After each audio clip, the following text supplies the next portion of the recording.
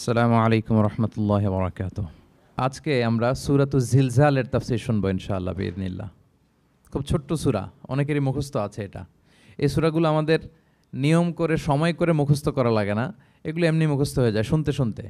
সাধারণত এই ছোট ছোট সূরাগুলো দিয়েই আমাদের রেগুলার সালাহ যখন আমরা পড়ি এগুলো দিয়ে ইমামতি করা উচিত। আল্লাহর হাবিব সাল্লাল্লাহু আলাইহি ওয়াসাল্লাম বিভিন্ন হাদিসে বলেছেন যে তোমরা যখন ইমামতি করবে তখন তোমার পেছনে যারা আছে তাদের দিকেও খেয়াল রাখবে। রাসূল সাল্লাল্লাহু আলাইহি ওয়াসাল্লাম অত্যন্ত বিবেকবোধ সম্পন্ন একজন ব্যক্তিত্ব ছিলেন। তিনি খেয়াল রাখতেন, যেটাকে আমরা কনসিডারেট বলি। আল্লাহর হাবিব সাল্লাল্লাহু আলাইহি ওয়াসাল্লাম খুব কনসিডারেট ছিলেন, কার কোথায় কী সমস্যা এটা খুব খেয়াল করতেন। And he was a man of 6 senses. আমরা 6 সেন্সের কথা বলি, আমাদের অধিকাংশেরই 4টা সেন্স একসাথে কাজ করে, কারো 5টা 6টা সেন্স কাজ করে, এরকম মানুষ পাওয়া দুষ্কর। আল্লাহর হাবিব সাল্লাল্লাহু আলাইহি ওয়াসাল্লাম অত্যন্ত বিবেকবোধ সম্পন্ন একজন লোক ছিলেন। একবার তিনি সালাত খুব সংক্ষিপ্ত করলেন, তো সাহাবারা জিজ্ঞেস করলেন, ইয়া রাসূলুল্লাহ এত সংক্ষিপ্ত কেন করলেন সালাত? তখন আল্লাহর হাবিব সাল্লাল্লাহু আলাইহি ওয়াসাল্লাম বললেন যে পেছনে বোনদের নামাজের সেকশনে ওখান থেকে একটা ছোট্ট বাচ্চার কান্নার আওয়াজ আমি শুনছিলাম। আমার মনে হচ্ছিল বাচ্চাটাকে সামলাতে মাটার খুব কষ্ট হচ্ছে, তো এই জন্য আমি সালাতটা সংক্ষিপ্ত করে দিয়েছি। দেখেন কীরকম সেন্সেশন, কতটা কনসিডারেট ছিলেন। একবার আবার আল্লাহর হাবিব সাল্লাল্লাহু আলাইহি ওয়াসাল্লাম মাগরিবের সালাত কিংবা এশার সালাতের কোনো এক সেজদা অনেক লম্বা করে দিলেন। তখন সাহাবারা আবার প্রশ্ন করলেন, ইয়া রাসূলুল্লাহ সাল্লাল্লাহু আলাইহি ওয়াসাল্লাম এত লম্বা দীর্ঘ সেজদা করতে তো ফরজ সালাতে আমরা কখনো দেখি না, কেন করলেন? অসুস্থ হলেন নাকি নামাজের মাঝখানে, অথবা ওহী নাজিল হচ্ছিল নাকি, এরকম কিছু ঘটলো নাকি? তো আল্লাহর হাবিব সাল্লাল্লাহু আলাইহি ওয়াসাল্লাম বললেন যে না, এগুলো কিছুই না, বরং আমার নাতি হাসান আমি সেজদারত অবস্থায় আমার পিঠের উপরে চড়ে বসেছিল, কাঁধের উপরে। তো আমি অপেক্ষা করছিলাম যতক্ষণ না তার খেলা শেষ না হয়, তার প্রয়োজন পূরণ না হয়, ততক্ষণ আমি সেজদায় লুটিয়ে পড়েছিলাম। হাসান যখন নেমেছে, তার প্রয়োজন পূরণ হয়েছে, আমি আবার সেজদা থেকে উঠে দাঁড়িয়েছি। দেখেন কতটা কনসিডারেট ছিলেন। তো এইভাবে আল্লাহর হাবিব সাল্লাল্লাহু আলাইহি ওয়াসাল্লাম ছোট ছোট সূরাগুলো দিয়ে ফরজ সালাতের ইমামতি করতে উদ্বুদ্ধ করতেন। মুআয ইবনে জাবাল রাদিয়াল্লাহু তাআলা আনহুকে উনি মদিনার পাশেই একটা এলাকার ইমাম হিসেবে অ্যাসাইন করেছিলেন। তো ওই এলাকার লোকজন ছিল শ্রমজীবী, ওট দিয়ে তারা পানি নিয়ে খেজুর বাগানে পানি সিঞ্চন করত। সারাদিন পরিশ্রম করে ওনারা সালাতে অংশগ্রহণ করত। তো একবার উনি মাগরিবের সালাতে সূরাতুল বাকারা তেলাওয়াত শুরু করলেন। কোরআনের সবচাইতে ছোট সূরা নাকি সবচাইতে বড় সূরা, 286 আয়াত বিশিষ্ট সূরা। তো ওনারা ছিলেন ক্লান্ত, শ্রান্ত, পরিশ্রান্ত। কেউ কেউ বিরক্ত হয়ে, ক্লান্ত হয়ে নামাজ ছেড়ে দিয়ে একা একা নামাজ পড়ে ফেললেন। পরে আল্লাহর হাবিব সাল্লাল্লাহু আলাইহি ওয়াসাল্লামের কাছে যে তারা অভিযোগ করলেন যে রাসূলুল্লাহ আপনি যে ইমাম পাঠিয়েছেন উনি তো এমন কাজ করেছে, সূরা বাকারা উনি ধরেছে মাগরিবের সালাতে। রাসূল সাল্লাল্লাহু আলাইহি ওয়াসাল্লাম খুবই ক্ষিপ্ত হলেন, রাগান্বিত হলেন এবং মুআয ইবনে জাবাল রাদিয়াল্লাহু তাআলা আনহুকে ডেকে পাঠালেন। ডেকে তিনি বললেন, আফাত্তানুন আনতা ইয়া মুআয। লিটারালি ফাত্তান শব্দটা ব্যবহার করেছেন যে মুআয তুমি কি সমাজে ফিতনা ছড়াচ্ছ? তোমাকে পাঠালাম ইমাম হিসেবে, সেখানে তালিম দিবে, তারবিয়া দিবে, ঐক্য ধরে রাখবে, তুমি কি ফিতনা ছড়াচ্ছ সমাজে?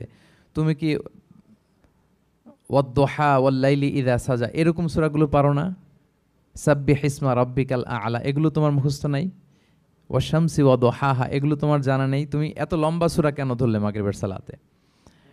তো তখন তিনি বললেন, যখন তুমি সালাতে ইমামতি করবে ফরজ সালাতে, তখন ছোট ছোট সূরা পড়বে, কেননা তোমার পেছনে অসুস্থ থাকতে পারে, তারপর বয়স্ক কোনো লোক থাকতে পারে, অথবা মুসাফির মসজিদের পাশ দিয়ে সফর করতেছিল, ভাবলো জামাত চলতেছে, জামাতটা ধরি, ঢুকেই যদি দেখে যে আপনি সূরা বাকারা তেলাওয়াত করতেছেন, তো তার জন্য তো কঠিন হয়ে যাবে কোপ আপ করা, কন্টিনিউ করা।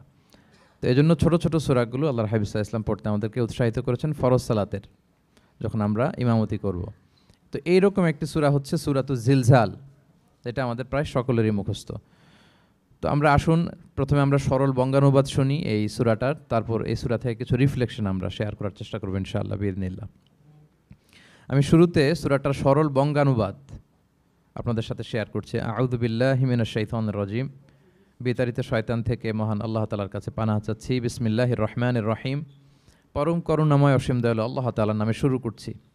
ইযা জুলজিলাতিল আরদু জিলজালাহা যখন পৃথিবীকে ভয়ঙ্করভাবে প্রকম্পিত করা হবে।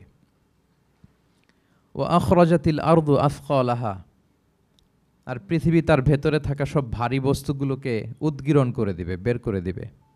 ওয়াকাল আল ইনসানু মা লাহা, আর মানুষ বলবে এই পৃথিবীর কি হলো। ইয়াউমা ইদিন তুহাদ্দিসু আখবারাহা, সেদিন পৃথিবী তার সব খবর বলে দিবে। বিআন্না রাব্বাকা আওহা লাহা, কারণ তার রবই তাকে এমনটি করতে আদেশ করেছেন বা প্রত্যাদেশ দিয়েছেন। ইয়াউমা ইদিন ইয়াসদুরুন নাসু আশতাতান লিউরাউ আ'মালাহুম, সেদিন মানুষগুলো দলে দলে বের হবে যাতে করে তাদের আমলনামা তাদের কাছে পেশ করা যায়। ফামান ইয়া'মাল মিসকালা যাররাতিন খায়রান ইয়ারাহ, যে ব্যক্তি অনুপরিমাণ ভালো কাজ করেছে সেটা সে দেখতে পাবে। ওমান ইয়া'মাল মিসকালা যাররাতিন শাররান ইয়ারাহ, আর যে ব্যক্তি অনুপরিমাণ মন্দ কাজ করেছে, কোনো খারাপ কাজ করেছে, সেটাও সেদিন দেখতে পাবে। সাদাকাল্লাহুল আযীম। এই হচ্ছে সূরাতুজ জিলজালের সংক্ষিপ্ত বঙ্গানুবাদ। এবার আসুন এই সূরা থেকে কিছু রিফ্লেকশন, কিছু তাফসির আমরা শেয়ার করি। প্রিয় ভাইয়েরা, এই সূরাটা নাজিলের একটা প্রেক্ষাপট আছে। সাহাবাদের মধ্যে একটা ধারণা জন্মেছিল যে আমরা যদি খুব ছোট ছোট ভালো কাজ করি এইটা বোধহয় সওয়াব হবে না, বা মিজানের পাল্লা এটা তেমন একটা রেকগনাইজ করা হবে না। অথবা অনেক সাহাবাদের মধ্যে এরকম ধারণা ছিল যে আমরা খুব সামান্য সামান্য ছোট খারাপ কাজ করলে এটার হয়তো এরকম পাপ হবে না বা শাস্তি হবে না। তো ওনাদের মনে যখন এরকম একটা ধারণা তৈরি হলো, তখন আল্লাহ তাআলা এই সূরাটা নাজিল করেছেন। বিশেষ করে এই সূরার শেষের 2 আয়াত, যেখানে আল্লাহ তাআলা বলছেন ফামান ইয়া'মাল মিসকালা যাররাতিন খায়রান ইয়ারা, যে না, তোমরা ছোট্ট ভালো করলে সেটাও দেখতে পাবা সেদিন তোমাদের আমলনামাতে। ওমান ইয়া'মাল মিসকালা যাররাতিন শাররান ইয়ারা, এবং ছোট্ট খারাপ কাজ করলে সেটাও তোমরা তোমাদের আমলনামায় দেখতে পাবে। তো সাহাবাদের এই চিন্তা, এই ধারণাটাকে ভুল প্রমাণ করবার জন্য, তারা যে ভুল ধারণা করছেন এটা বোঝাবার জন্য, জানাবার জন্যই আল্লাহ তাআলা বেসিকলি সূরাতুজ জিলজাল তিনি নাজিল করেন। এই সূরাটি কোরআনের ধারাক্রম অনুসারে 99তম সূরা। কোরআনের যে ধারাক্রম, সূরা ফাতিহা দিয়ে শুরু, তারপরে বাকারা, তারপর আলে ইমরান, সেই ধারাবাহিকতায় এটা কত নম্বর সূরা? 99 নম্বর সূরা। এবং সূরাটি মাদানী সূরা। কি সূরা? আমরা জানি কোরআনের সূরাগুলো 2 ভাগে বিভক্ত, কোনোটা মক্কায়, কোনোটা মদিনায় নাজিল হয়েছে। যেটা মক্কায় নাজিল হয়েছে সেটা মাক্কি, যেটা মদিনায় নাজিল হয়েছে সেটা মাদানী। তো জিলজাল হচ্ছে মাদানী সূরা। এই সূরার আয়াত সংখ্যা হচ্ছে 8। আয়াত সংখ্যা কত? 8। আল্লাহর হাবিব সাল্লাল্লাহু আলাইহি ওয়াসাল্লাম এই সূরাটাকে একটা কম্প্রিহেন্সিভ সূরা বলেছেন। জামে মানে সূরা, খুবই কম্প্রিহেন্সিভ। কম্প্রিহেন্সিভ মানে হচ্ছে ভেরি প্রিসাইজ ইন ওয়ার্ডিং, শব্দ কম, কথা কম, কিন্তু এটার আবেদন, এটার এক্সপ্লেনেশন অনেক বেশি, এরকম একটি সূরা। ছোট্ট অল্প কয়েকটি আয়াত দিয়ে সূরাটা আল্লাহ তাআলা নাজিল করেছেন, কিন্তু এটার আবেদন অনেক বেশি। এক বয়স্ক সাহাবী এসে আল্লাহর হাবিব সাল্লাল্লাহু আলাইহি ওয়াসাল্লামকে বলল, ইয়া রাসূলুল্লাহ, আপনি আমাকে কোরআনের একটা সূরা শিক্ষা দেন, কোন সূরা পড়ব? তো আল্লাহর হাবিব সাল্লাল্লাহু আলাইহি ওয়াসাল্লাম বললেন, যাওয়াতুর র, মানে আলিফ লাম র দিয়ে যে সূরাগুলো আছে এগুলো পড়ো। তো এই সাহাবী বলল, ইয়া রাসূলুল্লাহ, আমার বয়স বেশি, আমার জিহ্বা ভারী হয়ে গেছে, আমি এত বড় সূরা পারবো না, অন্য কিছু বলেন। তো আল্লাহর হাবিব সাল্লাল্লাহু আলাইহি ওয়াসাল্লাম বললেন, তাহলে যাওয়াতু হামিম, হামিম দিয়ে যে সূরাগুলো শুরু হয়েছে কোরআনে সেগুলো পড়ো। বলতেছে, ইয়া রাসূলুল্লাহ, এটাও পারবো না, আরও সহজ করে দেন। তো তখন আল্লাহর হাবিব সাল্লাল্লাহু আলাইহি ওয়াসাল্লাম বললেন, তাহলে আল মুসাব্বিহাত, মানে সাব্বাহা ইউসাব্বিহু দিয়ে যেই সূরাগুলো শুরু হয়েছে তুমি এগুলো পড়ো। ওই সাহাবী বলে, এইটাও কঠিন হয়ে যায় আমার জন্য। তখন আল্লাহর হাবিব সাল্লাল্লাহু আলাইহি ওয়াসাল্লাম বললেন যে, তাহলে কি চাও? বলতেছে, আমাকে একটা জামে মানে সূরা শিক্ষা দেন, মানে এমন একটা কম্প্রিহেন্সিভ সূরা শিক্ষা দেন যে এটা শিখলে আমার হেদায়েতের জন্য যথেষ্ট হয়ে যাবে। তখন আল্লাহর হাবিব সাল্লাল্লাহু আলাইহি ওয়াসাল্লাম বললেন, তাহলে তুমি পড়ো ইযা যুলজিলাতিল আরদু জিলজালাহা ওয়া আখরাজাতিল আরদু আথকালাহা ওয়া ক্বালাল ইনসানু মা লাহা। তুমি সূরাতুল জিলজাল তেলাওয়াত করো। তখন থেকেই সাহাবী এই সূরাতুল জিলজাল তেলাওয়াত আরম্ভ করলেন। উনি বললেন যে আমি আর বেশি কিছু পড়ব, শুধু এটাই পড়ব। সাহাবাদের মধ্যে অনেকের এরকম খুব সহজ সরল মানসিকতা ছিল। তো উনি বললেন যে এটাই পড়ব। তো রাসূল সাল্লাল্লাহু আলাইহি ওয়াসাল্লাম বললেন যে কোনো সফল ব্যক্তিকে যদি কেউ দেখতে চায় তাহলে এর দিকে তাকাও, দেখো কত সহজ সরল, কত চমৎকারভাবে সে এই বার্তাটা গ্রহণ করেছে যে আমি জীবনে শুধু এটাই পড়ব। তো সূরাতুল জিলজাল হচ্ছে একটা কম্প্রিহেন্সিভ সূরা, সূরাতুন জামিআ। এটা হচ্ছে সূরার একটা ফজিলত, এটা আমরা জানলাম। আবার আল্লাহর হাবিব সাল্লাল্লাহু আলাইহি ওয়াসাল্লাম এই সূরাকে কোরআনের অর্ধেক বলেছেন। আল্লাহর হাবিব সাল্লাল্লাহু আলাইহি ওয়াসাল্লাম ইরশাদ করেছেন, ইযা যুলজিলাতিল আরদু তা'দিলু নিসফাল কোরআন। সূরাতুল জিলজাল এটা কোরআনের অর্ধেক, কোরআনের অর্ধেক। আপনারা এরকম শুনেছেন যে সূরা ফাতিহাকে বলা হয় কোরআনের অর্ধেক, তারপর সূরাতুল ইখলাসকে বলা হয় সুলুসুল কোরআন, কোরআনের 1/3। তো এটার অর্ধেক বলার কারণ হচ্ছে কোরআনে অর্ধেক বলা হয়েছে দুনিয়ার কথা, অর্ধেক বলা হয়েছে আখিরাতের কথা, পরজগতের কথা, লাইফ আফটার ডেথের কথা। তো যেহেতু এই সূরাটা আখিরাতকে কাভার করে, তাই সেজন্য কেমন যেন এই সূরাটা পুরো কোরআনের অর্ধেক। আল্লাহ তাআলা আমাদেরকে, আমরা যখন আল্লাহর কাছে কল্যাণ কামনা করি, আল্লাহ বলেছেন এইভাবে বলো, রব্বানা আতিনা ফিদ দুনিয়া হাসানা ওয়া ফিল আখিরাতি হাসানা ওয়া কিনা আযাবান্নার। হে আল্লাহ, আপনি দুনিয়ার কল্যাণ আমাদেরকে দান করেন, পরজগতের কল্যাণ দান করেন, আমাদেরকে আগুনের শাস্তি থেকে রক্ষা করেন। তাহলে দুনিয়া আখিরাত দুইটার কম্বিনেশনে।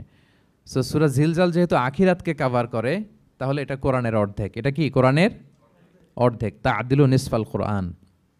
সূরাতুজ জিলজাল তা'দিলু নিসফাল কোরআন, এটা কোরআনের অর্ধেক। তাহলে দুইটা আমরা ফাদিলাত বা ভার্চু জানতে পারলাম এই সূরার। এক নম্বর হচ্ছে এটা একটা কম্প্রিহেন্সিভ সূরা, কম্প্রিহেন্সিভ সূরা। দুই নম্বর জানতে পারলাম এটা কোরআনের অর্ধেক, নিসফুল কোরআন। আচ্ছা, এবার আমরা সূরার তাফসিরে চলে যাই। আল্লাহ তাআলা ইরশাদ করছেন, ইযা যুলজিলাতিল আরদু জিলজালাহা, যখন এই পৃথিবীটাকে প্রকম্পিত করা হবে। প্রিয় ভাইরা, বেসিকলি এই ৮ আয়াত বিশিষ্ট সূরাটার মধ্যে আমরা দুইটা ভাগ করতে পারি। প্রথম ৫ আয়াতে আল্লাহ তাআলা কিয়ামতের বিভীষিকাময় পরিস্থিতির একটা চিত্রায়ন এখানে এনেছেন, পিকচারাইজ করেছেন যে কিয়ামতের যে সময়টা হবে এটা কেমন হবে, এটা আল্লাহ তাআলা চিত্রায়িত করেছেন। সূরাকে মনোযোগ দিয়ে যদি আপনি পড়েন, অনুধাবন করেন, মনে হবে যে কিয়ামতের চিত্রটা আপনার চোখের সামনে ভেসে উঠেছে। তো ৮ আয়াত বিশিষ্ট এই সূরার প্রথম ৫ আয়াতে আল্লাহ তাআলা তিনি কিয়ামতের বিভীষিকাময় পরিস্থিতির একটা বর্ণনা হাজির করেছেন। এরপর শেষের ৩ আয়াতে কেমন করে আমাদের আমল নামা পেশ করা হবে, আমরা যা করি ভালো কিংবা মন্দ, এটাকে লিখে রাখা হয়, এটাকে রেকর্ড করে রাখা হয়। ওই আমল নামাটা আবার একদিন আমাদের হাতে পেশ করা হবে। ওই সময়টা কেমন হবে, ওই দৃশ্যটা কেমন হবে, এটা আল্লাহ তাআলা বলেছেন। আই রিপিট, আমি আবারও বলি, সূরার আয়াত সংখ্যা কত? ৮। তো প্রথম ৫ আয়াতে আল্লাহ তাআলা কিয়ামতের বিভীষিকাময় পরিস্থিতির বর্ণনা দিয়েছেন, আর শেষের ৩ আয়াতে আমাদেরকে যে আমাদের আমল নামা পেশ করা হবে তার একটা চিত্র তুলে ধরেছেন। এবার মোটামুটি সহজ হয়ে আসছে না ব্যাপারটা? আচ্ছা, তো প্রথম ৫ আয়াতে আল্লাহ তাআলা কিয়ামতের চিত্রায়িত কিভাবে কেমন করে করলেন, চিত্র হাজির করলেন। আল্লাহ বললেন যে ইযা যুলজিলাতিল আরদু জিলজালাহা, যখন পৃথিবীকে ভয়ঙ্করভাবে প্রকম্পিত করা হবে, পুরো পৃথিবীটাকে একটা ঝাঁকুনি দেয়া হবে। এই সূরার নামই হচ্ছে ঝাঁকুনি দেওয়ার সূরা, ঝাঁকুনি। জিলজাল মানে হচ্ছে শেকিং, আর্থকোয়েক, ভূমিকম্প, ভূকম্পন। ভূমিকম্পের সাথে পরিচিত না সবাই? এক্সপিরিয়েন্স হয়েছে কারো ভূমিকম্প? নাকি ঘুমায় থাকার সময় হয়? সব সময় হয়েছে? হ্যাঁ, মাঝে মাঝে আমরা এক্সপিরিয়েন্স করি আর্থকোয়েক, ভূকম্পন, পৃথিবী কেঁপে ওঠে। এটা একটা ন্যাচারাল ফেনোমেনা। পৃথিবীর মাটির নিচে অনেক কিছু থাকে, এগুলো নড়ে চড়ে উঠলে পৃথিবীটাও কেঁপে ওঠে। নানা কারণে এই ভূকম্পনটা হয়। পৃথিবীর ভেতরে অনেকগুলো শিলার স্তর আছে। আমরা যেরকম মাটি দেখি, পুরো পৃথিবীটা জুড়েই কিন্তু এরকম মাটি নয়, অনেক শিলা আছে, রূপান্তরিত শিলা, পাললিক শিলা, আগ্নেয়গিরির শিলা। এই শিলাগুলোর মধ্যে ডিসপ্লেস হলে পৃথিবী কেঁপে ওঠে। আবার পৃথিবীর ভেতরে আগুন আছে, গ্যাস আছে, এই গ্যাসগুলো যখন মুভ করে তখন পৃথিবীর উপরে কেঁপে ওঠে। একটাকে হাইপোসেন্টার বলে, আরেকটাকে ইপোসেন্টার বলে। হাইপোসেন্টার মানে পৃথিবীর ভেতরের অংশটাকে বলে হাইপোসেন্টার, আর ভূপৃষ্ঠের এটাকে বলে ইপোসেন্টার। ওই হাইপোসেন্টারে যদি কোনো ঝড় হয়, উপরে এই প্রকম্পিত হয়। এটাকে আমরা ভূকম্পন বা ভূমিকম্প হিসেবে দেখি পৃথিবীতে।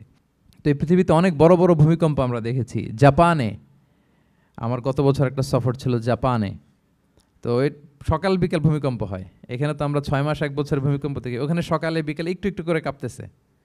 এর কারণ হচ্ছে ওইটা এমন একটা এলাকায় পড়েছে, প্যাসিফিক ফায়ার রিংস বলে, একটা প্লেটের উপর 7টা ট্যাকটনিক প্লেটের উপর আল্লাহ তাআলা এই পৃথিবীকে সেট করেছেন। ওই ট্যাকটনিক প্লেটগুলো যদি একটার সাথে একটা ঘর্ষণ হয়, অনেক এনার্জি রিডিউস করে, ওইখান থেকে পৃথিবীর উপরে এরকম ভাইব্রেশন শুরু হয়, এই প্রকম্পনটা শুরু হয়।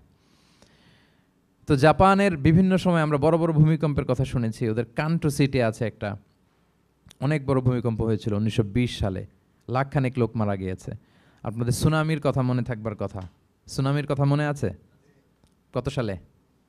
2004 সালে। এই ভূমিকম্পে পুরো একটা মহাদেশ কেঁপে উঠেছিল, দ্য এন্টায়ার এশিয়া, পুরো এশিয়াটা কেঁপে উঠেছিল। এটাকে আন্ডারসি মেগাথ্রাস্ট আর্থকোয়েক বলে। এত ভয়ঙ্কর ভূমিকম্প হয়েছে যে পুরো, মাঝে মাঝে ভূমিকম্পে তো 1-2টা দেশ আক্রান্ত হয়, এটা পুরো একটা মহাদেশ কেঁপে উঠেছিল। ওই ভূমিকম্পের কারণে ইন্দোনেশিয়াতে প্রায় 2.5 লাখ লোক মারা গিয়েছে, 2.5 লক্ষ। বান্দা আছে সুমাত্রাতে, হাইতিতে একবার একটা ভূমিকম্প হয়েছে, আর অনেক আগে লক্ষ লক্ষ লোক মারা গিয়েছে। তো এই যে ভূমিকম্প, এর নামে আল্লাহ তাআলা বেসিকলি এই সূরাটা দিয়েছেন। তবে পৃথিবীবাসী যেই ভূকম্পন এক্সপিরিয়েন্স করেছে, কিয়ামতের সময় যে ভূমিকম্প হবে ওটা কি ওইরকম হবে? হ্যাঁ, ওইটা ভয়ঙ্কর ভূমিকম্প হবে, মারাত্মক ভূমিকম্প। আল্লাহ তাআলা বলছেন, ইয়া আইয়ুহান নাসু তাকু রাব্বাকুম ইন্না জালজালাতাস সাআতি শাইউন আযীম। হে মানুষেরা, তোমরা আল্লাহকে ভয় করো আর তোমরা জেনে রেখো কিয়ামতের যে ভূমিকম্পটা হবে সেটা শাইউন আযীম। আযীম শব্দটা আল্লাহ যে কোনো জায়গায় ব্যবহার করেন না, যেটা খুব ভয়ঙ্কর হয়, মাত্রাতিরিক্ত, লিমিট ছাড়িয়ে যায়, ওইটার ক্ষেত্রে আল্লাহ তাআলা আযীম বলেন। আল্লাহর হাবিব সাল্লাল্লাহু আলাইহি ইসলামের আচরণ, ওনার ক্যারেক্টারিস্টিক্স বলতে যে আল্লাহ এই শব্দ ব্যবহার করেছেন, ওয়া ইন্নাকা লাআলা খুলুকিন আযীম। নবী হে, আপনি সুমহান চরিত্রের উপর প্রতিষ্ঠিত, মানে এই চরিত্রের মধ্যে দাগ ফেলতে পারে এরকম কেউ নেই। সো আযীম শব্দটা কোরআনের যত জায়গায় ব্যবহার করেছেন, আল্লাহ নিজের ক্ষেত্রে বলেছেন সূরা আয়াতুল কুরসির শেষে, ওয়া হুয়াল আলিয়ুল আযীম, তিনি হচ্ছেন আলী এবং আযীম, সুমহান। তো কিয়ামতের এই ভূকম্পনের ক্ষেত্রে আল্লাহ তাআলা এই আযীম শব্দটা ব্যবহার করেছেন, ইন্না জালজালাতাস সাআতি শাইউন আযীম। এটা মারাত্মক হবে সেদিনকার ভূমিকম্প, সাধারণ ভূমিকম্প নয়। ইযা রুজ্জাতিল আরদু রজ্জা ওয়া বুসাতিল জিবালু বাসসা, পুরো পৃথিবীটা একসাথে কেঁপে উঠবে, পাহাড়গুলো ভেঙে চুরে তছনছ হয়ে যাবে। এটা হবে বেসিকলি যখন ইসরাফিল আলাইহিস সালাম উনি ট্রাম্পিটে ফুৎকার দিবেন, হুইসেল দিবেন সিঙ্গার মধ্যে, নুফিখা ফিস সূর, সূরের মধ্যে যখন তিনি ফুৎকার দিবেন। আপনারা ইসরাফিল আলাইহিস সালামের একজন ফেরেশতা, ওনার নাম শুনেছেন না? হ্যাঁ, one of the major angels, major একজন ফেরেশতা। আল্লাহ তাআলা ওনাকে সৃষ্টিই করেছেন এই বিশাল হুইসেলে একটা ফুৎকার দেওয়ার জন্য, আর কোনো কাজ নাই, ওনার অ্যাসাইনমেন্ট এই একটাই। সৃষ্টির পর থেকে আজ অবধি বিশাল হুইসেলটা নিয়ে আল্লাহর আরশের দিকে তিনি তাকিয়ে আছেন, অপলক নেত্রে, পলকও ফেলেন না চোখের, যে কখন আল্লাহ তাআলা অর্ডার করবেন, করার সাথে সাথে ফুৎকার দিবেন তিনি। আবার না দেরি হয়ে যায়, আবার না আল্লাহর আদেশ পালনে কোনো গাফলতি হয়ে যায়। সৃষ্টির পর থেকে ওনার একটাই অ্যাসাইনমেন্ট, এই বিশাল সুর ট্রাম্পিট নিয়ে হুইসেল দেওয়ার জন্য আল্লাহর আরশের দিকে তাকিয়ে আছেন। যে মুহূর্তে আমরা এখন কথা শুনছি এখনও তাকিয়ে আছেন উনি। 3টা ফুৎকার দেওয়ার জন্য আল্লাহ তাআলা ওনাকে সৃষ্টি করেছেন। প্রথম ফুৎকারটাকে বলে নাফখাতুল ফাজা, যে ফুৎকারের সাথে সাথে মানুষগুলো তটস্থ হয়ে যাবে, পৃথিবীর মানুষ তটস্থ হয়ে যাবে। যখন তটস্থ হবে তখন কি অবস্থা হবে সেটাই আল্লাহ তাআলা এই সূরার প্রথম আয়াতে বললেন, যে ইদা জুলজিলাতিল আরদু জিলজালাহা, যখন পুরো পৃথিবীকে প্রকম্পিত করা হবে মারাত্মকভাবে। ইসরাফিল আলাইহিস সালাম প্রথম যে ফুৎকারটা দিবেন তখন পুরো পৃথিবী কেঁপে উঠবে, মারাত্মকভাবে কেঁপে উঠবে। তারপরের যে ফুৎকার দিবেন তখন সব মরে যাবে, আমরা পৃথিবীতে কেউই বেঁচে থাকবো না, তখন মানুষ মরে যাবে, জিন জাতি মরে যাবে, সমস্ত ফেরেশতারাও মরে যাবে। যেই ফেরেশতা মালাকুল মাউত, যিনি মৃত্যুর ফেরেশতা, যার মাধ্যমে আল্লাহ তাআলা মৃত্যু ঘটিয়ে থাকেন, তারও মৃত্যু ঘটবে। সে আল্লাহ তাআলার কাছে বলবে, আল্লাহ, পৃথিবীর সবাই মরেছে আপনার আদেশ অনুযায়ী, মানুষ, জিন, ইবলিস সবাইকে আমি মৃত্যু দিয়েছি, তাদের রূহ কবজ করেছি, এখন কি হবে? আল্লাহ তাআলা বলবেন, এখন তুমি মরবে, মুতিয়া মালাকুল মাউত, এখন তুমি মরো। মালাকুল মাউত তখন মারা যাবে। এত ভয়ঙ্কর একটা চিৎকার দিয়ে মালাকুল মাউত জগৎ থেকে বিদায় নেবে। আল্লাহর হাবিব সাল্লাল্লাহু আলাইহি ওয়াসাল্লাম বলেন, ওই ভয়ঙ্কর চিৎকার যদি পৃথিবীবাসী শুনতে পেত তাহলে আলাদা করে ইসরাফিলের সিঙ্গার ফুৎকার দেওয়ার প্রয়োজন হতো না, প্রতিটা মানুষ তাদের কানের পর্দা ফেটে মুহূর্তেই লাশ হয়ে পড়ে যেত, মালাকুল মাউত মরে যাবে। তখন মহাবিশ্বে আর কেউ থাকবে না একটা সত্তা ছাড়া। তিনি কে? আল্লাহ সুবহানাহু ওয়া তাআলা। সূরাত আর-রহমানে আল্লাহ তাআলা চমৎকারভাবে বলেছেন, কুল্লু মান আলাইহা ফান ওয়া ইয়াবকা ওয়াজহু রাব্বিকা যুল জালালি ওয়াল ইকরাম। পৃথিবীতে যা আছে সব নিঃশেষ হয়ে যাবে একমাত্র তিনি ছাড়া। তিনি হচ্ছেন অব্যয়, অক্ষয়, অবিনশ্বর, চিরঞ্জীব, শাশ্বত। এরপর কেউ যখন থাকবে না, আল্লাহ তাআলা ইসরাফিল আলাইহিস সালামকে আবার জীবিত করবেন। তখন তিনি সর্বশেষ হুইসেলটা দিবেন, আবার জীবিত হয়ে তিনি লাস্ট 3 নম্বর হুইসেলটা দিবেন। লাস্ট হুইসেলটা যখন দেয়া হবে তখন জমিন থেকে সব মৃত লাশগুলো আবার জীবিত হয়ে দাঁড়াতে শুরু করবে। মিনহা খালাকনাকুম ওয়া ফিহা নুঈদুকুম ওয়া মিনহা নুখরিজুকুম তারাতান উখরা, মাটি থেকে বানিয়েছি, মাটির কবরে তোমাদের পাঠিয়েছি, আবার মাটি থেকে তোমাদেরকে উত্থিত করা, আবার সবাই উঠবে। এই 3টা হুইসেল দেওয়ার জন্য আল্লাহ তাআলা সাইয়েদনা ইসরাফিল আলাইহিস সালামকে সৃষ্টি করেছেন। তো ওনার প্রথম হুইসেল দেওয়ার পরে কি অবস্থা হবে, কি রিয়াকশন হবে, ওইটা আল্লাহ তাআলা সূরাতুল জিলজালের প্রথম আয়াতে বললেন, ইযা জুলজিলাতিল আরদু জিলজালাহা, যখন পুরো পৃথিবীটা প্রকম্পিত হবে, মারাত্মকভাবে প্রকম্পিত হবে। ওয়া আখরাজাতিল আরদু আফকালাহা, আর যখন জমিন তার ভেতরে থাকা ভারী বস্তুগুলোকে উদ্গীরণ করে দেবে, বমি করে বের করে দেবে, ভমিটিং করবে বা নিক্ষেপ করবে। পৃথিবীর ভেতরে কি আছে? তাফসিরে এসেছে আল মাউথা ওয়াল কুনুজ, অর্থাৎ মৃত ডেড বডিগুলো। সেই আদম আলাইহিস সালামের সময় থেকে শুরু করে কিয়ামত পর্যন্ত পৃথিবী সব ডেড বডিগুলোকে ধারণ করে তার ভেতরে, তাই না? জীবিতদেরকে ভূপৃষ্ঠ উপরে ধারণ করে, আর মৃতদেরকে জমিন তার পেটের ভেতরে ধারণ করে। তো আখরাজাতিল আরদু আফকালাহা, জমিন ভারী বস্তুগুলোকে উদ্গীরণ করবে, তাহলে সব ডেড বডিগুলোকে তখন বের করে দিবে।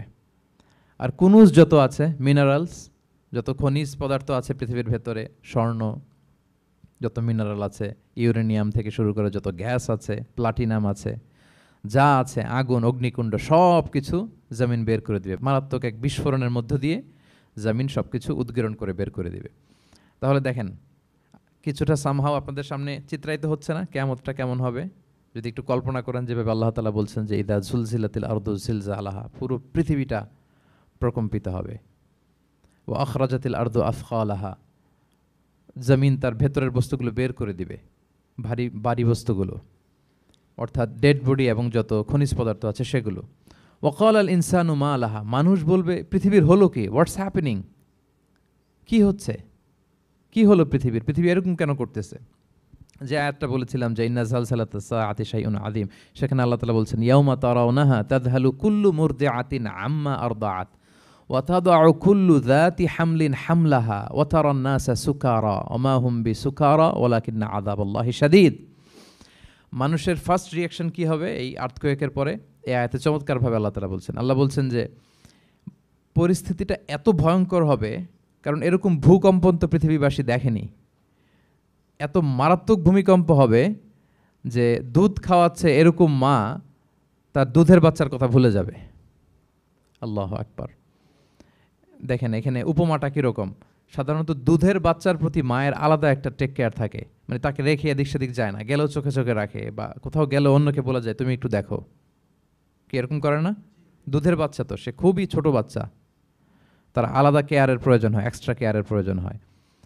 তো দুধ খাওয়ায় ব্রেস্ট ফিডিং মাদার কখনো তার বাচ্চাকে চোখের আড়াল করতে দেয় না বা চায় না। আল্লাহ বললেন যে তখন পরিস্থিতি এত ভয়ানক হবে যে নিজের দুধের বাচ্চার কথাই মা ভুলে যাবে। তারপর এখনও পরিপূর্ণ হয়নি পেটের ভেতরে বাচ্চা, এরকম মা যারা আছে গর্ভবতী, সাধারণত কয় মাস পরে বাচ্চা ডেলিভারি হয়? 8 মাস 9 মাস পরে। দেখা যাবে যে 2 মাসের বাচ্চা, এখনও ভ্রূণ, 3 মাসের বাচ্চা, 4 মাসের বাচ্চা। এই ভয়ঙ্কর পরিস্থিতির চোটে যত গর্ভবতী নারী আছে সব মুহূর্তে ডেলিভারি করে দেবে, মুহূর্তে, ইনস্ট্যান্ট। ও তাদাউ দাতু হামলিন হামলাহা, যত মা আছে গর্ভবতী সবাই, প্রেগনেন্ট মহিলারা মুহূর্তে ডেলিভারি করে দেবে, প্রি ম্যাচিউরড বেবি। কেউ ভ্রূণ, কেউ 3 মাসের, কেউ 4 মাসের বাচ্চাগুলো ডেলিভারি হয়ে যাবে। মানুষগুলো পঙ্গপালের মতো দৌড়াতে থাকবে, বিক্ষিপ্ত পতঙ্গের মতো দৌড়াতে থাকবে মানুষ। আর বলবে ওয়াকাল আল ইনসানু মা লাহা, মানুষ তখন, মানুষের ফার্স্ট রিঅ্যাকশন হবে যে মা লাহা, কি হলো, হোয়াটস হ্যাপেনিং, কি হচ্ছে, কিছুই বুঝতে পারতেছি না, মা লাহা, পৃথিবীর কি হলো। ইয়াউমাইদিন তুহাদ্দিসু আখবারাহা, সেদিন পৃথিবী সব কিছু বর্ণনা করে দিবে, সব বয়ান দিয়ে দিবে। আমরা এই পৃথিবীর উপরে জমিনে যা করি সব কিন্তু পৃথিবীর মধ্যে রেকর্ডেড থাকে। জমিন সেদিন বয়ান দিবে, সেদিন আসলে সব কিছুই বয়ান দিবে। জমিন বয়ান দিবে, হাত পা সাক্ষী দিবে, যেখানে মানুষ যে সমস্ত জিনিসের মাধ্যমে, যেই টুলসগুলোর মাধ্যমে পাপ করেছে, অন্যায় করেছে, সব কিছু সেদিন সাক্ষী দিবে। আর সব সাক্ষীর বড় সাক্ষী হবে সেদিন এই জমিন। জমিন হবে সেদিন রাত সাক্ষী। জমিন হবে কি সাক্ষী? রাত সাক্ষী। ইয়াউমাইদিন তুহাদ্দিসু আখবারাহা, আল্লাহ জমিনকে বলবে এবার তুমি পাপের বয়ান দাও। রাত সাক্ষী হয়ে তুমি বয়ান দাও, কি কি ঘটেছে তোমার উপরে। কারণ আমরা যত পাপই করি না কেন, যত কাজই করি না কেন, সব জমিনের উপরই করি, তাই না? তো জমিন সেদিন বয়ান দিবে, সাক্ষী দিবে। ইয়াউমাইদিন তুহাদ্দিসু আখবারাহা। জমিন কিভাবে সাক্ষী দিবে, জমিন কিভাবে কথা বলবে? আল্লাহ তাআলা বলছেন বিআন্না রাব্বাকা আওহা লাহা, কারণ তার রব জমিনকে সেদিন কি করেছে? আদেশ করেছে, প্রত্যাদেশ করেছে। আল্লাহ তাআলার আদেশে জমিন সেদিন কথা বলবার সুযোগ পাবে, সব বয়ান দিবে, কি কি হয়েছে জমিনের ভেতর, কি কি অন্যায় হয়েছে, কি কি পাপ হয়েছে, কি কি সংগঠিত হয়েছে, সব ধরে ধরে জমিন সেদিন বর্ণনা করবে। তাহলে প্রথম 5টা আয়াত আমরা বলে ফেললাম, যে প্রথম 5টা আয়াতে কিয়ামতের বিভীষিকামী পরিস্থিতির একটা পিকচারাইজেশন পাইছেন আপনারা? হ্যাঁ, ভয় লাগতেছে আপনাদের? ভয় লাগতেছে? সেদিনকার পরিস্থিতি কেমন হবে খুব সংক্ষিপ্ত পরিসরে একটা বর্ণনা আমাদের সামনে আসছে না? এই 5 আয়াতে চলে আসছে। কিন্তু ভয়ঙ্কর হবে সেই দিনটা, কেউ কাউকে চিনবে না। ইয়াউমা ইয়াফিরুল মারউ মিন আখিহি ওয়া উম্মিহি ওয়া আবিহি ওয়া সাহিবাতিহি ওয়া বানিহি লিকুল্লি ইমরিইম মিনহুম ইয়াউমা ইযিন শা'নু ইউগনি। ভাই ভাইকে দেখে পালাবে, পরিচয় দিবে না। বন্ধু বন্ধুকে দেখে পালাবে। স্বামী স্ত্রীকে দেখে পালাবে, প্রিয়তমা স্ত্রীকে পরিচয় দিবে না।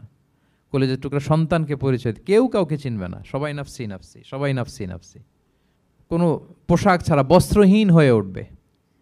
আম্মাজান আয়েশা রাদিয়াল্লাহু তাআলা আনহা বিষ্ণু ইসলামকে বলবেন, ইয়া রাসূলুল্লাহ, তাহলে মানুষ কি লজ্জিত হবে না বস্ত্রহীন অবস্থায় উঠলে? তখন রাসূল সাল্লাল্লাহু আলাইহি ওয়াসাল্লাম বললেন, লিকুল্লি ইমরিইম মিনহুম ইয়াউমা ইযিন শা'নু ইউগনি। প্রত্যেকের এমন একটা ভয়ঙ্কর অবস্থা হবে যে তার গায়ে কাপড় আছে কি নাই, সে কীরকম অবস্থায় আছে এটাই সে ভুলে যাবে। মানে ওই টেন্ডেন্সিই তার থাকবে না। এত ভয়ঙ্কর হবে সেদিনটা। সেই ভয়ঙ্করতম দিনে আল্লাহ তাআলা আমাদেরকে হেফাজত করুক। আল্লাহর হাবিব সাল্লাল্লাহু আলাইহি ওয়াসাল্লাম বলেছেন, সেই ভয়ঙ্করতম দিনে আল্লাহর সুশীতল আরশের নিচে 7 শ্রেণীর লোকজন ছায়া পাবে। ওই 7 শ্রেণীর অন্তর্ভুক্ত যেন আমরা হতে পারি, আল্লাহ তৌফিক দান করুক। সম্মানিত ভাইয়েরা, তাহলে সূরা জিলজালের 8 আয়াত বিশিষ্ট সূরার প্রথম 5 আয়াত আমরা কভার করলাম। আমরা বলেছি যে প্রথম 5 আয়াতে আল্লাহ তাআলা কিয়ামতের বিভীষিকাময় পরিস্থিতির বর্ণনা দিয়েছেন, সেটা গেল। পরের 3 আয়াতে কি নিয়ে আলোচনা করা হয়েছে বলেন তো দেখি, মনে আছে কিনা? হ্যাঁ, আমল কিভাবে পেশ করা হবে, আমল নামা, সেটা নিয়ে আল্লাহ তাআলা বলেছেন। আল্লাহ তাআলা শুরু করছেন, আল্লাহ বলছেন যে ইয়াউমা ইযি ইয়াসদুরুন নাসু আশতাতা। সেদিন মানুষগুলো দলে দলে বের হবে, দলে দলে এসে বের হবে। কেন? লিউরাউ আমালাহুম, যাতে করে তাদের আমল নামা তাদেরকে দেখানো যায়। তার মানে কি করেছি সেদিন আমল নামা আমরা দেখব। ইয়াউমা ইযি ইয়াসদুরুন নাসু আশতাতাল লিউরাউ আমালাহুম, যাতে করে তাদের আমল নামা তাদেরকে দেখানো যায়। তার মানে সেদিন আমরা আমাদের আমল নামা দেখব, কি করেছি না করেছি সব সেদিন সে আমল নামায় থাকবে। তো আমল নামাটা 2 ভাবে দেয়া হবে। হাদিসে এসছে, কোরআনের আয়াতও এসেছে। নেককার লোকদের আমল নামা ডান হাতে দেয়া হবে, সামনের দিক থেকে। আর পাপাচারী, সীমা লঙ্ঘনকারী, জালিমদের আমল নামা পেছন থেকে বাঁ হাতে দেয়া হবে, পেছন থেকে এনে বাঁ হাতে। আর নেককারদের সামনে থেকে ডান হাতে। আল্লাহ তাআলা যেন আমাদেরকে ডান হাতে আমল নামা দান করেন। এই কথাটা আল্লাহ চমৎকার ভাবে বলছেন, ফাআম্মা মান উতিয়া কিতাবাহু বিয়ামিনিহি ফাসাউফা ইউহাসাবু হিসাবান ইয়াসিরা। সেদিন আল্লাহ তাআলা যাকে ডান হাতে আমলনামা দিবে তার হিসাবটা সহজ হবে। আল্লাহর হাবিব সাল্লাল্লাহু আলাইহি ওয়াসাল্লাম সব সময় এই দোয়াটা করতেন, আল্লাহুম্মা হাসিবিনা হিসাবান ইয়াসিরা। হে আল্লাহ, আপনি আমার হিসাবটাকে সহজ করেন। হে আল্লাহ, আপনি আমার হিসাবটাকে সহজ করেন। এই দোয়াটা আপনারাও পড়বেন, আল্লাহুম্মা হাসিবিনা হিসাবান ইয়াসিরা। দেখেন, আল্লাহর হাবিব সাল্লাল্লাহু আলাইহি ওয়াসাল্লামের ব্যাপারে বলা হয়েছে গফিরা লাহু মা তাকাদ্দামা মিন যামবিহি ওয়া মা তাআখার। আল্লাহর হাবিব সাল্লাল্লাহু আলাইহি ওয়াসাল্লামের আগের পরের সব গুনাহ মাফ। আদতে তো গুনাহই নাই, নিষ্পাপ ছিলেন তিনি, মাসুম। নবীরা হচ্ছেন মাসুম। তারপরেও আল্লাহর হাবিব সাল্লাল্লাহু আলাইহি ওয়াসাল্লাম এই দোয়াটা করতেন, আল্লাহুম্মা হাসিবিনা হিসাবান ইয়াসিরা। এরপরও তিনি এই দোয়াটা সবসময় করতেন। তাহাজ্জুদের সালাতে দাঁড়িয়ে থাকতে থাকতে ওনার পা ফুলে যেত। সিজদায় যে কাঁদতে কাঁদতে জামা ভিজিয়ে ফেলতেন, হাত্তা বাল্লা লিহিয়াতাহু, দাড়ি ভিজিয়ে ফেলতেন, হাত্তা বাল্লা হাজারাহু, জামা ভিজিয়ে ফেলতেন, হাত্তা বাল্লাল আরদা, সিজদায় পরে কাঁদতে কাঁদতে জমিন ভিজিয়ে ফেলতেন। তো আম্মাজান আয়েশা রাদিয়াল্লাহু তাআলা আনহা বলতেন, ইয়া রাসূলুল্লাহ, এত কষ্ট কেন করেন? আপনার পা ফুলে যায়, কাঁদতে কাঁদতে আপনি হয়রান হয়ে যান। আল্লাহ তো বলেছেন যে আপনার আগের পরের সব গুনাহ মাফ। আল্লাহর হাবিব সাল্লাল্লাহু আলাইহি ওয়াসাল্লাম বলতেন, আফালা উহিব্বু আন আকুনা আবদান শাকুরা। হে আয়েশা, আমি কি শুকরগুজার বান্দা হতে পছন্দ করব না? আল্লাহ তাআলা আমাকে ক্ষমা করেছেন, আমাকে স্পেশাল স্ট্যাটাস দিয়েছেন। এই যে আল্লাহ তাআলার বিশেষ অনুগ্রহ, এটার শুকরিয়া স্বরূপ আমি কি তার কাছে নিজেকে পেশ করব না? তো দেখেন, আল্লাহর হাবিব সাল্লাল্লাহু আলাইহি ওয়াসাল্লাম, যার কোনো গুনাহ নাই, তিনিও দোয়া করতেন, আল্লাহ আমার হিসাবটা সহজ করো। সেদিন যার হিসাব সহজ হবে তার জন্য সব কিছু মিলে যাবে, তার মুক্তি। আর যদি আল্লাহ হিসাব কঠিন করে, হাদিসে এসেছে, আল্লাহ যদি কাউকে জিজ্ঞেস করে, মান নুকিশা উযযিবা। নুকিশা এসেছে নিকাশ থেকে। আমরা বাংলা একটা কথা বলি না, হিসাব নিকাশ। নিকাশ বলেন আপনারা? নিকাশ, হিসাব নিকাশ বলেন। নিকাশটা আরবি শব্দ। মান নুকিশা উযযিবা, যার নিকাশ নেওয়া হবে, হিসাব নিকাশ নেওয়া হবে, উযযিবা, তাকে আল্লাহ শাস্তি দেবে। যদি বলে এটা করলা কেন, ওখানে গেলা কেন, এটাতে জড়িত হইলা কেন, এই কেন কেনর প্রশ্নবাণে যদি আল্লাহ তাআলা আমাদের জর্জরিত করেন তাহলে অবস্থা খারাপ। আল্লাহ আমাদেরকে হেফাজত করুক। আর যাকে আল্লাহ তাআলা অনুগ্রহ করবেন, অনেককে আল্লাহ তাআলা এইভাবে অনুগ্রহ করবেন, আল্লাহ বলবেন তুমি যে এই পাপটা করছিলা মনে আছে? তখন বান্দা বলবে আল্লাহ মনে আছে, আমি স্বীকৃতি দিচ্ছি, অ্যাকনোলেজ করছি, আল্লাহ আমি পাপী, আল্লাহ আমি ভুল করে ফেলেছি। আল্লাহ বলবে এটা দুনিয়ার কেউ জানে না, আজকে আমিও জানাবো না কাউকে, যাও তুমি আমার এই ডান হাতের নিচ দিয়ে জান্নাতের ভেতরে ঢুকে যাও। আল্লাহুম্মা জাআলনা মিনহুম, আল্লাহুম্মা জাআলনা মিনহুম, আল্লাহুম্মা জাআলনা মিনহুম ইয়া রাব। আল্লাহ তুমি আমাদেরকে তাদের অন্তর্ভুক্ত করো, আমরা পড়ি আমিন। আল্লাহর হাবিব সাল্লাল্লাহু আলাইহি ওয়াসাল্লাম বলতেন আল্লাহুম্মা হাসিবিনা হিসাবান ইয়াসিরা, আল্লাহ আপনি আমাদের হিসাবকে সহজ করুন। ফাআম্মা মান উতিয়া কিতাবাহু বিয়ামিনিহি, তাহলে হিসাব সহজ হবে কাদের? যাদেরকে আল্লাহ কোন হাতে আমলনামা দিয়েছেন? ডান হাতে। ফাসাউফা ইউহাসাবু হিসাবান ইয়াসিরা, তাদেরকে সহজভাবে হিসাব নেওয়া হবে। ওয়ায়ানকালিবু ইলা আহলিহি মাসরুরা, তারা তাদের পরিবারের সাথে খুব আনন্দ উৎফুল্লতার সাথে মিলিত হবে। আর ওয়া আম্মা মান উতিয়া কিতাবাহু ওয়ারাআ যাহরি, আর যাদেরকে পেছন থেকে আমলনামা দেয়া হবে বা হাতে, ফাসাউফা ইয়াদউ সুবুরা, তারা মৃত্যু কামনা করবে, সেদিন মৃত্যু, ধ্বংস কামনা করবে, তারা নিজেদের ধ্বংস। ওয়ায়াসলা সাঈরা, আর তারাই জাহান্নামে অন্তর্ভুক্ত হবে, জাহান্নামে তারাই প্রবেশ করবে। বলে আয়াযু বিল্লাহ, নাউযু বিল্লাহ, আল্লাহ আমাদেরকে তুমি হেফাজত করো। তাহলে আমলনামার পর্বটা কেমন হবে? আল্লাহ বলছেন ইয়াউমা ইযি ইয়াসদুরুন নাসু আশতাত, দলে দলে মানুষ উঠবে, কবর থেকে আসবে, লিউরাউ আমালাহুম, যাতে করে তাদের আমলনামা তাদেরকে দেখানো হয়। আর আমলনামা কারো আসবে সামনে থেকে ডান হাতে, কারো আসবে, আমরা যেন ডান হাতে পাই নাকি? এই ফরিয়াদ, এই প্রার্থনা আমরা আল্লাহর কাছে করি। এবার আমলনামা পেয়ে গেলাম আমরা সবাই হাতে, এবার আল্লাহ তাআলা আমাদেরকে বলবেন তোমরাই একটু পড়ো তোমাদের আমলনামা। ইকরা ইকরা কিতাবাকা কাফা বিনাফসিকাল ইয়াউমা আলাইকা হাসিবা, পড়ো তোমার আমলনামা, হিসেবের জন্য তুমিই যথেষ্ট আজকে। ধরেন আজকে আপনার গণিত পরীক্ষা গেছে, ধরেন অঙ্ক পরীক্ষার পরে যার খুব কনফিডেন্স ভালো, ভালো গণিত জানে, সে আসলে আগে থেকেই জানে যে আমি 100তে 100, তার একটা নিজের হিসেব নিকেশ আছে না নাকি? হ্যাঁ। আর ধরেন যে যার গণিত মিলে নাই, পরীক্ষা ভালো হয় নাই, যে হচ্ছে খুব খারাপ ছাত্র, একেবারে লাড্ডু গুড্ডু মেরে আসছে, ও নিজেও জানে এটার ফল প্রকাশের জন্য এত ওয়েট করা লাগে না, তার একটা হিসাব নিকেশ আগে থেকে জানা আছে যে আমার দিয়ে তো কিছু হবে না, আমার অন্য চিন্তা করতে হবে। ফলাফল রেজাল্ট আসে নাই, কিন্তু সে নিজেও জানে যে সে 00 পাবে। আর যে গণিতে খুব ভালো, হ্যাঁ, সব তার গণিত মিলে গেছে, রেজাল্টের আগে থেকেই সে জানে যে আমার 100 থেকে 100 কেউ এটা থামাতে পারবে না। তো আমরা আসলে কে কি করেছি, আমাদের কি আমলনামা, সেদিন তো আমরা পাবো, কিন্তু তার আগে আমাদের নিজেদেরও একটা বন্দোবস্ত, হিসেব নিকেশ, বোঝাপড়া আছে না নাই বলেন? আমরা জানি আমরা কে কি করেছি আমরা জানি। আল্লাহ নিজেদেরকে তখন দায়িত্ব দিয়ে বলবেন ইকরা কিতাবাকা কাফা বিনাফসিকাল ইয়াউমা আলাইকা হাসিবা, পড়ো তোমার আমলনামা, ইকরা, পড়ো। এবার তুমি মার্কিং করো, তোমাকে আমি মার্কিং করার আগে তুমি একটু করো দেখি তুমি কি করেছো, তুমি একটু মার্কিং করো। তো আমলনামা পাওয়ার পরে আমাদের যে প্রতিক্রিয়া হবে সেটা আল্লাহ কোরআনে তুলে ধরেছেন। আল্লাহ তাআলা বলছেন যে মানুষ বলবে মালি হাযাল কিতাবি লা ইউগাদিরু সগীরাতান ওয়ালা কাবীরাতান ইল্লা আহসাহা, এটা কেমন আমলনামা, ছোট বড় কোনো কিছু মিসিং হয় না এখানে। আল্লাহু আকবার, কিছু মিস হয় নাই। অনেক কিছু আপনারও মনে নাই, কিন্তু দেখার পরে মনে হবে। ধরেন ঠিক এই মুহূর্তে গত বছর রমাদানের এই দিনে আমরা কোথায় ইফতারি করছিলাম, হুট করে জিজ্ঞেস করলে আমি বলতে পারবো? বলতে পারবেন আপনি? কিন্তু হিসাব কেউ মিলাই দিলে তখন মনে করবে ও তাই তো, আমি তো ওই সময় এটা করছি, ওই সময় তো ওইখানে ছিল। আমলনামা দেখে মানুষের ফার্স্ট রিয়াকশন হবে মালি হাযাল কিতাবি লা ইউগাদিরু সগীরাতান ওয়ালা কাবীরাতান ইল্লা, এটা কেমন আমলনামা, সব মিলে যাচ্ছে, তাই তো, এমনটাই তো করেছি আমি।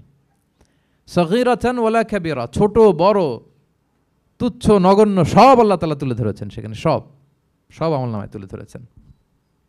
মুমিনরা তো আমলনামা পেয়ে মহা খুশি, তাদের চেহারা হবে সেদিন উজ্জ্বল, প্রফুল্ল, প্রস্ফুটিত। উজুহু ইয়াউমাইযিন মুসফিরা দাহিকাতুম মুস্তাবশিরা, উজ্জ্বল থাকবে তাদের চেহারা। আর আরেক দলের চেহারা, যাদের আমলনামা বা হাতে দেয়া হয়েছে, তারা চিৎকার করবে, তারা নিজেদের ধ্বংস কামনা করবে, মৃত্যু কামনা করবে, তারা বাঁচার জন্য মুমিনদের কাতারে ঢুকে যেতে চাইবে। আল্লাহ তাআলা বলবেন না, আজকে ঢোকার সুযোগ নাই। ওয়ামতাজুল ইয়াউমা আইয়ুহাল মুজরিমুন, পাপীদেরকে আজকে আলাদা করে ফেলো। সীমাহুম ফি উজুহিহিম মিন আসারিস সুজুদ, তাদের চেহারার মধ্যে সিজদার দাগ দেখে ফেরেশতারা জান্নাতীদেরকে আলাদা করবেন, জাহান্নামীদেরকে আলাদা করবেন। এবার যখন বলা হবে আমলনামা পড়ো, তোমাদের কোনো মন্তব্য আছে কিনা, তারা অস্বীকার করবে। শুরুতে বাঁচার জন্য কি করবে? দুনিয়াতে যেরকম হয়, সুপ্রিম কোর্টে দাঁড়িয়ে, কাঠগড়ায় দাঁড়িয়ে যেটা করে মানুষ, বাঁচার সর্বশেষ চেষ্টাটা করে, অস্বীকার করে, মিথ্যা বলে, বলে না? সেদিনও মানুষ অস্বীকার করবে, তারা বলবে আল্লাহ এটা আমি করি নাই। কি বলবে? করি নাই। তা আল্লাহ তাআলা কি প্রমাণ করে দিতে পারবেন যে তারাই এটা করেছে? হ্যাঁ, এত এত ফ্যাক্টর অথেন্টিকেশন আল্লাহর কাছে থাকবে যে মানুষ অবাক হয়ে যাবে। আমরা যে মোবাইলে 3 ফ্যাক্টর 4 ফ্যাক্টর অথেন্টিকেশন দেই না, হ্যাঁ, আল্লাহর কাছে এরকম অনেকগুলো ফ্যাক্টর অথেন্টিকেশন থাকবে। আল্লাহ তাআলা প্রমাণ করে ছাড়বেন যেটা তুমিই করেছো। আল্লাহ তাআলা বলবেন এই আমলনামা যদি বিশ্বাস না হয়, আমার কিরামান কাতিবিনের কাছে একটা ব্যাকআপ ফাইল আছে, ওটার সাথে মিলাবো। কিরামান কাতিবিনা ইয়ালামুনা মা তাফআলুন, তোমরা যা করেছো সব তারা জানে, সব লিখে রেখেছে। কিরামান কাতিবিনের ব্যাকআপ ফাইল আনার পরে দেখা যাবে যে আমলনামা হুবহু একেবারে পাই টু পাই মিলে গিয়েছে। তারপরও তারা অস্বীকার করবে, বলবে যে আল্লাহ আমরা করি নাই, তোমার ফেরেশতারা ভুল করে লিখছে। এরকম নানা ধরনের অজুহাত, নানা ধরনের মিথ্যাচার তারা করতে চাইবে। আল্লাহ তাআলা তখন বলবেন যে ওয়াকুল্লা ইনসানিন আলজামনাহু তাইরাহু ফি উনুকিহি ওয়া নুখরিজু লাহু ইয়াউমাল কিয়ামাতি কিতাবান ইয়ালকাহু মানশুরা। আমাদের এই যে গ্রীবা লগ্নে আমরা যা করি সব কিছুর একটা ব্যাকআপ ফাইল আছে এখানে, সেদিন আল্লাহ তাআলা সেখান থেকে বের করবেন আমাদের আমলনামা। আল্লাহু আকবার। এই যে আমরা যা বলি এখানে রেকর্ড হয়ে যায়, এই জায়গাটাতে, এই গলার এইখানটাতে আল্লাহ রেকর্ড করে রাখেন। এবং সেদিন এখান থেকে আল্লাহ তাআলা একটা প্রিন্ট আউট বের করে দেখাবেন যে এই দেখো তোমার আমলনামা, কিরামান কাতিবিনের আমলনামা ব্যাকআপ ফাইল, এই যে তোমার এখানে গ্রীবালগ্নে আমি যেটা রেখেছি সেভ করে, এটাও মিলে যাচ্ছে। এরপর মানুষ অনেকে বিশ্বাস করবে না। ফিঙ্গারপ্রিন্ট দিয়ে আল্লাহ তাআলা মিলাবেন। দুনিয়াতে আমরা বায়োমেট্রিক অথেন্টিকেশন করি না, এটা আয়াহসাবুল ইনসানু আল্লাহ নাজমা ইযামা বালা কাদিরিনা আলা আন নুসাউইয়া বানানা। কারো ফিঙ্গারপ্রিন্টের সাথে কারোটা মিলে না, অস্বীকার করার কোনো সুযোগ থাকবে? এরপরেও অনেকে বিশ্বাস করবে না, এরপরও অনেকে মানতে চাইবে না। আল্লাহ তাআলা আজবুজ জানাব থেকে আরেকটা কপি বের করবেন। আমাদের প্রত্যেকের ব্যাকবোনের নিচে কক্সিক্স আছে, ট্রায়াঙ্গেল, ছোট্ট একটা হাড্ডির কণা, আমাদের যে শিরদাঁড়ার একেবারে নিচে, এটাকে হাদিসের ভাষায় বলে আজবুজ জানাব। ইন্নাফিল ইনসানি আযমান, মানুষের দেহে একটা ছোট্ট হাড্ডি কণিকা আছে, লা তাআকুলুহুল আরদু আবাদা, জমিন কখনো ওই হাড্ডি কণিকা খেতে পারে না। মিনহা ইউরাক্কাবুল খালকু ইয়াউমাল কিয়ামা, কিয়ামতের দিন সেখান থেকে সৃষ্টিকে আবার তোলা হবে। সেটার সাথে আল্লাহ তাআলা মিলাবেন, সেখান থেকেও প্রমাণিত হবে। এরপর আল্লাহ তাআলা ভিডিও রেকর্ড দেখাবেন। ওয়াকুল্লা শাইইন আহসাইনাহু ফি ইমামিম মুবিন নামক ভিডিও রেকর্ডার দিয়ে তখন আপনি সরাসরি দেখবেন যে এই তো আপনি ওই জায়গায় গিয়েছেন, এই তো আপনি পাপ কাজ করেছেন, এই তো আপনি অন্যায় কাজ করেছেন, এই তো আপনি জুলুম করেছেন, এই তো সীমালঙ্ঘন করেছেন, সব কিছু আপনি একেবারে ভিজুয়াল প্রেজেন্টেশন, আর অস্বীকার করার কোনো সুযোগ থাকবে না। তারপরেও যারা অস্বীকার করবে যে আল্লাহ আমি করি নাই, আল্লাহ বলেন আলিয়াউমা নাখতিমু আলা আফওয়াহিহিম ওয়া তুকাল্লিমুনা আইদিহিম ওয়া তাশহাদু আরজুলুহুম বিমা কানু ইয়াকসিবুন। সেদিন তার মুখকে আমি সিলগালা করে দেব, আর সুযোগ দেওয়া হবে না। অনেক অস্বীকার করেছ, তার হাত সাক্ষী দিবে, তার পা সাক্ষী দিবে। সেদিন আল্লাহ তাআলা প্রমাণ করেই ছাড়বেন যে এই পাপ তুমি করেছ। তাহলে আমলনামা কিভাবে আল্লাহ দিবেন? আল্লাহ বলেন ইয়াউমা ইযি ইয়াসদুরুন নাসু আশতাতা, দলে দলে আসবে, লিউরাউ আমালাহুম, যাতে করে তাদেরকে আমলনামা দেখানো হয়। ফামাইয়া আমাল মিসকালা যাররাতিন খাইরান ইয়ারা, অনুপরিমাণ ভালো করেছো তো সেটা তুমি দেখতে পাবে, অনুপরিমাণ খারাপ করেছো তো সেটাও তুমি দেখতে পাবে। যাররা মানে হচ্ছে অণু, অ্যাটম, বস্তুর ক্ষুদ্রতম একক, একেবারে অণুর কথা আল্লাহ তাআলা বলেন যে একেবারে ছোট্ট কাজ সেটাও তুমি দেখতে পাবে, ছোট্ট খারাপ কাজ সেটাও দেখতে পাবে। আমরা অনেক সময় ছোটোখাটো জিনিসগুলোকে গুরুত্ব দেই না। আল্লাহর হাবিব সাল্লাল্লাহু আলাইহি ওয়াসাল্লাম বলেছেন ওয়ালা তাহকিরান্না মিনাল মা'রুফি শাইআ ওয়ালাউ আন তালকা আখাকা বিওয়াজহিন তালিক, তোমরা কোনো ছোট ভালো কাজকে এটাকে আন্ডারমাইন করো না, ছোট মনে করো না, যে কোনো ভালো কাজ হোক এটাকে ছোট করবো না। ইভেন তুমি তোমার ভাইয়ের সাথে দেখা হলো যে মুচকি হাসি দিয়ে কথা বলো, এটারও তুমি মনে করো না যে এটা কাজে লাগে, এটাও কাজে লাগবে, এটাও সেদিন মিজানের পাল্লায় তোমার নাজাতের বড় মেজর একটা ওসিলা হয়ে যেতে পারে। আপনি যে আপনার ভাইয়ের সাথে মুচকি হাসি দিয়ে কথা বলেন, এটা সাদাকার সওয়াব হয়। Your smile to your brother it's a charity, তাবাসসুমুকা ফি ওয়াজহি আখিকা সাদাকা, দেখলেন সালাম দিলেন, একটা মুচকি হাসি, এটা সাদাকা দেয়ার সওয়াব। সুবহানাল্লাহ, এটাও সেদিন কাজে লেগে যাবে। সো ফামাইয়া আমাল মিসকালা যাররাতিন খাইরান ইয়ারা ওয়া মাইয়া আমাল মিসকালা যাররাতিন শাররান ইয়ারা, ছোট্ট ভালো কাজ যদি করো সেটাও দেখবে, ছোট্ট খারাপ কাজ যদি করো সেটাও দেখতে পাবে। যত ছোট ভালো কাজ করেন, রাস্তায় একটা ধরেন যে কলার ছোলা পড়েছিল, ভাবলেন যে এইটা সরাই দেয় একটু, আমি ইমাতাতুল আদা আনিত তরিক হবে, মানুষ পিছলে পড়লে পা ভাঙবে। তো এই ময়লাটা একটু সরাই দিলেন, কলার একটা ছোলা পরে ছিল খোসা, এটা ফেলে দিচ্ছেন, দেখবেন যে ওই দিন এটাও রেজিস্টার করা আছে, এটাও লেখা। একজনকে মুরব্বী একজন আসছে, আপনার বসার সিট ছিল, ওনার সিট ছিল না, উঠে দাঁড়িয়ে তাকে বসার সুযোগ করে দিয়েছে, ওই দিন দেখবেন যে এটাও লেখা, এটার জন্য অনেক সওয়াব রেজিস্ট্রেশন করা আছে। একজন রাস্তা দিয়ে যাচ্ছিল, জিজ্ঞেস করতেছে ভাই যে এই জালান অমুকটা কোথায়, তো আপনি বলে দিলেন যে জালান গুম্বাকটা তো এইদিকে, তো সে আপনার কারণে ওই দিন সঠিক পথে যেতে পারলো। আপনার কাছে মনে হয়েছে ছোট্ট ফিউ সেকেন্ডসের একটা নেক কাজ, কিন্তু সেদিন দেখবেন আমল নামায় সেটাও লেখা। আবার এরকম ছোট্ট ফামাইয়া আমাল মিসকালা যাররাতিন শার, ছোট্ট আপনি একটা গালি দিয়েছেন কাউকে, কারোর ব্যাপারে, এর ব্যাপারে ওর কাছে যে কান ভারী করছেন, ফেসবুকে একটা বাজে কমেন্ট করে দিয়েছেন, দেখার কেউ নাই, ধরার কেউ নাই, দিলাম একটা গালি, দেখবেন যে ওই দিন সব একেবারে ক্ষুদ্র থেকে ক্ষুদ্রতর অনুপরিমাণ খারাপ কাজ, ভালো কাজ সব সেদিন আমলনামায় তুলে রাখবে কে? আল্লাহ সুবহানাহু ওয়া তাআলা, তিনি সেদিন আমলনামায় সব তুলে রাখবেন।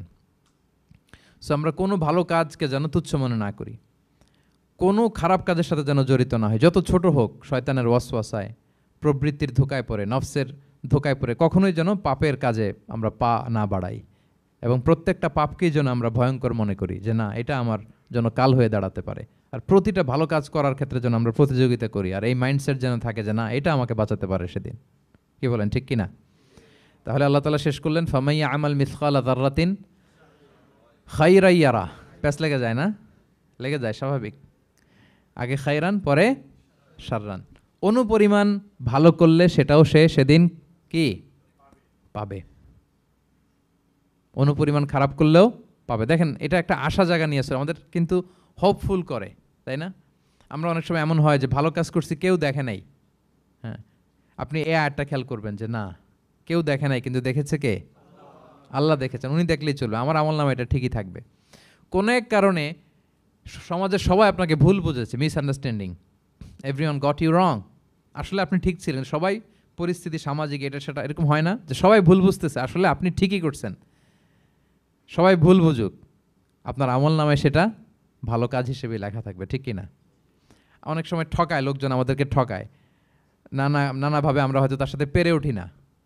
মাঝে মাঝে কিছু ভিডিও আমি দেখি, এই আপেল বিক্রি করতেছে, কি অদ্ভুত ব্যবসায়ী, তো দেখাচ্ছে খুব ভালো ভালো আপেল, আপনারা দেখেছেন কিনা জানি না। সে আবার ওই পলিথিনের ভেতরে পচা নষ্ট আপেলগুলোর কয়েকটা প্যাকেট করে রাখে।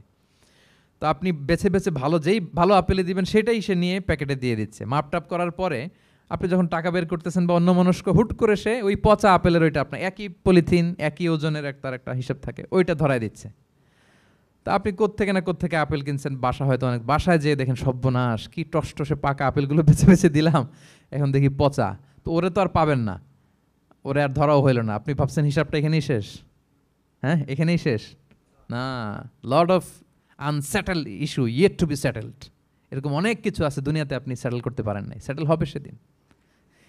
দ্য কনসেপ্ট অফ আখেরা যদি না থাকতো, this worldly life would be a joke. আখেরা বলে যদি কিছু না থাকতো, এই পৃথিবীটা আসলে একটা জোক ছিল, জোক। কেটে টুকরা টুকরা করে বস্তাবন্দি করে ফেলে রাখছে ডোবার মধ্যে, কেউ দেখে নাই, হদিস নাই, এটার সাক্ষীও পাওয়া, বিচারও হচ্ছে না। আর বিচারের যে দীর্ঘসূত্রিতা, আপনি ভাবছেন শেষ, এখানেই শেষ? Not that easy brother. একদিনে ঋণ তাকে শোধ করতে হবে। ফামাইয়া আমাল মিসকালা যাররাতিন খাইরান ইয়ারা ওয়া মাইয়া আমাল মিসকালা যাররাতিন শাররান ইয়ারা। ছোট্ট ছোট্ট ভালো যেখানে আল্লাহ লিখে রাখবেন, এই বড় বড় লোক ঠকানো, জুলুম, অপরাধ, এগুলোর বিচার হবে না একদিন? বলেন, বিচার হবে। তাহলে কনসেপ্ট অফ আখেরা, এটা আমাদেরকে আশাবাদী করে। এই যে আমরা কেউ দাদা হারিয়েছি, বাবা হারিয়েছি, আমরা বিশ্বাসীরা, আমরা হতাশ হই না, আমরা বিশ্বাস করি আমি তো আমার বাবাকে পাচ্ছি ওইখানে। তো ক্ষণিকের একটা সময়, দুনিয়ার জীবনটা কি ক্ষণিকের। দিস দুনিয়া কম্পেয়ার টু আখেরা ইজ নাথিং, অ্যাবসলিউটলি নাথিং। আখিরাতের তুলনায় এটা তো কিছুই না। আমার দাদাকে পাবো, বাবাকে পাবো, তার মানে আখেরা, কনসেপ্ট অফ আখেরা আমাদেরকে হোপফুল করে, আশাবাদী করে। দুনিয়াতে আমাকে ভুল বুঝেছে, মানুষ ঠকিয়েছে, আমি অনেক কিছুর বিচার পাই না, আমি সেদিন পাবো। তো আপনাকে হোপফুল করছে না, এটা আশাবাদী করছে না? আখেরাত আমাদেরকে কি করে? আশাবাদী করে। যত জুলুম, অত্যাচার, যেগুলোর বিচার এই দুনিয়াতে হয় নাই, সেদিন সে বিচারটা হবে। ফামাইয়া আমাল মিসকালা যাররাতিন খাইরান ইয়ারা ওয়া মাইয়া আমাল মিসকালা যাররাতিন শাররান ইয়ারা। প্রিয় ভাইরা, তাহলে পেয়েছেন সূরাতুল জিলজালের আলোকে কিয়ামতের বিভীষিকাময় চিত্র এবং কেমন করে আমলনামা আমাদের সামনে পেশ করা হবে। আপনাদের কাছে ক্লিয়ার হয়েছে? আল্লাহ তাআলা আমাদের সবাইকে ডান হাতে আমলনামা দিয়ে ধন্য করুক। আমরা যত নেক কাজ করেছি, ভালো কাজ করেছি, সবগুলোর বদলা, প্রতিদান, রিওয়ার্ড যেন আমরা সেদিন পাই। আল্লাহ তৌফিক দান করুক। আল্লাহ আমাদেরকে কোনো হিসাব ছাড়া বিনা হিসাবে জান্নাতে হিসেবে কবুল করুক। আল্লাহ তাআলা আমাদের সবাইকে কথাগুলো বোঝার ও আমল করার তৌফিক দান